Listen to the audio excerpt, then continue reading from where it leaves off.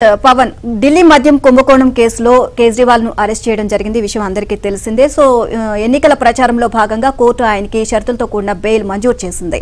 ఈ నేపథ్యంలో జూన్ 1న ఎన్నికలు ముగిసిపోతాయి. జూన్ 2న మీరు అంటే లొంగిపోవాలి అని చెప్పేసి కోర్టు ఆదేశాలు కూడా జారీ చేసింది. ఈ నేపథ్యంలో ఇప్పుడు కేజ్రీవాల్ ఎన్నికల ప్రచారంలోకి దిగబోతున్నారు. సో రాజకీయాలు ఎలాంటి పరిణామాలు చోటు చేసుకోబోతున్నాయి. సో ఆమ్ ఆద్మీ పార్టీ అధికారంలో ఉన్న ముఖ్యంగా ఢిల్లీ అలాగే పంజాబ్ ఎలాంటి పరిణామాలు చోటు చేసుకుంటున్నాయి, ఇదే ఇప్పుడు చర్చనీయాంశమైంది.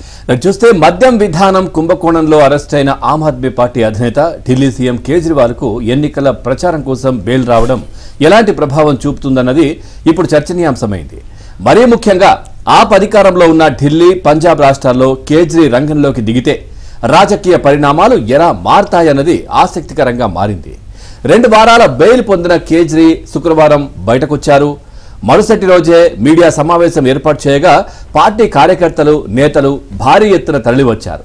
దీంతో సమావేశం బహిరంగ సభను తలపించింది. ఆదివారం ఎమ్మెల్యేలతో సమావేశమైన కేజ్రీ మేనిఫెస్టోను విడుదల చేశారు. ఇండియా కూటమి పార్టీల అభ్యర్థులకు మద్దతుగా ఇవాళ లఖ్నౌ, 16న జంషేడ్పూర్, 17న ముంబైలో పర్యటించడం ద్వారా నేరుగా ఎన్నికల కథన రంగంలోకి దిగనున్నారు. ఢిల్లీలో 7 స్థానాలకు గాను ఆప్ 4 చోట్ల పోటీ చేస్తోంది.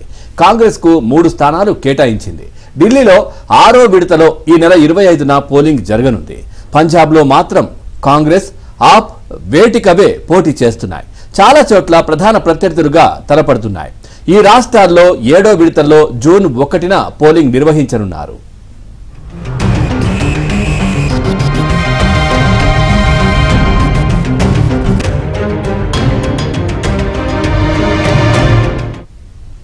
ఆమ్ ఆద్మీ పార్టీకి పంజాబ్ కంటే ఢిల్లీ ఎన్నికల్లో కేజ్రీవాల్ లేని లోటు మొన్నటి వరకు స్పష్టంగా కనిపించింది. గత 2 లోక్సభ ఎన్నికల్లో ఢిల్లీని స్వీప్ చేసిన బీజేపీని ఈసారి నిలువరించాలి అంటే కేజ్రీనే మూల స్తంభం. అయితే సరిగ్గా ఎన్నికల సమయంలో మద్యం కుంభకోణంలో ఆయన్ను అరెస్ట్ చేసి 50 రోజులు జైల్లో ఉంచడంతో ఆప్ డీలా పడిపోయింది.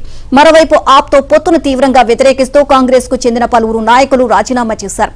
ఢిల్లీ కాంగ్రెస్ అధ్యక్షుడు అరవింద్ సింగ్ లవ్లీ బీజేపీలో చేరిపోయారు. క్షేత్రస్థాయిలోనూ 2 పార్టీల శ్రేణుల మధ్య విభేదాలు ఉన్నాయి. ఇలాంటి పరిస్థితుల్లో కేజ్రీ రాక 2 పార్టీల మధ్య సమన్వయాన్ని పెంచుతుంది అని, ఉమ్మడి ప్రత్యర్థి బీజేపీని ఎదుర్కొనేందుకు బలం ఇస్తుంది అని విశ్లేషకులు పేర్కొంటున్నారు.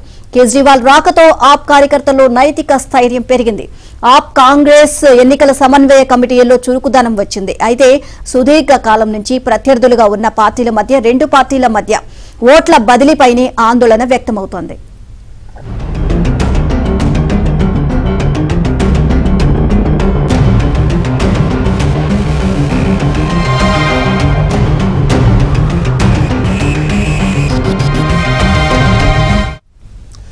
ఢిల్లీలో కేజ్రీ ప్రచారం ఆప్నకు ఎంత బలమో పంజాబ్లో అంత ఇబ్బందికరమన్న విశ్లేషణలు వస్తున్నాయి.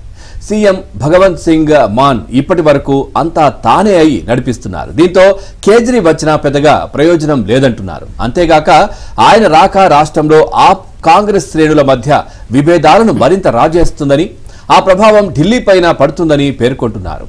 ఇక అన్నిటికీ మించి కేజ్రీ రాక పంజాబ్లో అతివాద సిక్కు ఓటర్లు ఆప్నకు వ్యతిరేకం అవుతారని వివరిస్తున్నారు. ఇంధూర్ సాహిబ్ నుంచి స్వతంత్రుడిగా పోటీ చేస్తున్న ఖలిస్తానీ ఉగ్రవాది అమృత్ పాల్ సింగ్ కు బెయిల్ రాకపోవడం, కేజ్రీవాల్ కు ప్రచారం కోసం బెయిల్ దొరకడం ఆప్కు ఇబ్బందికరమవుతుందన్న భావన వ్యక్తమవుతోంది.